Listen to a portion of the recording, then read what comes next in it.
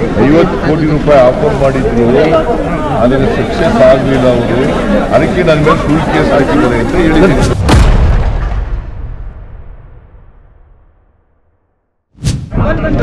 ಮಾಡಿದ್ದದು ಹೇಳಿದ್ದೀನಿ.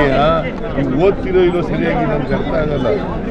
50 ಕೋಟಿ ರೂಪಾಯಿ ಆಫರ್ ಮಾಡಿದ್ರು, ಅದನ್ನು ಸಕ್ಸಸ್ ಆಗಲಿಲ್ಲ ಅವರು. ಅದಕ್ಕೆ ನನ್ನ ಮೇಲೆ ಸುಳ್ಳು ಕೇಸ್ ಹಾಕಿದ್ದಾರೆ ಅಂತ ಹೇಳಿದ್ದೀನಿ. ಮುಖ್ಯಮಂತ್ರಿಗಳು ಸರ್ ಬಿಜೆಪಿ MLA-ಗಳನ್ನ 50 ಕೋಟಿಗೆ ಆಫರ್ ಮಾಡ್ತಾ ಇದ್ದಾರೆ, ಸರ್ಕಾರ ಅಸ್ಥಿರಗೊಳಿಸೋ ಪ್ರಯತ್ನ ಆಗ್ತಾ ಇದೆ, ಮುಖ್ಯಮಂತ್ರಿಗಳೇ ಹೇಳಿದ್ದಾರೆ. ಅವರು ಮಾಡ್ತಾ ಇದ್ದಾರೆ. ಅದಕ್ಕೆಲ್ಲ ನಮ್ಮ MLA-ಗಳ ಹತ್ರ ಮಾತಾಡಿದ್ದಾರೆ. ಕೆಲವು MLA-ಗಳೆಲ್ಲ ಮಿಕ್ಕಿದ ವಿಚಾರನ ನಾನು ನಿಮಗೆ ಅದಾದ್ಮೇಲೆ ತಿಳಿಸ್ತೀನಿ.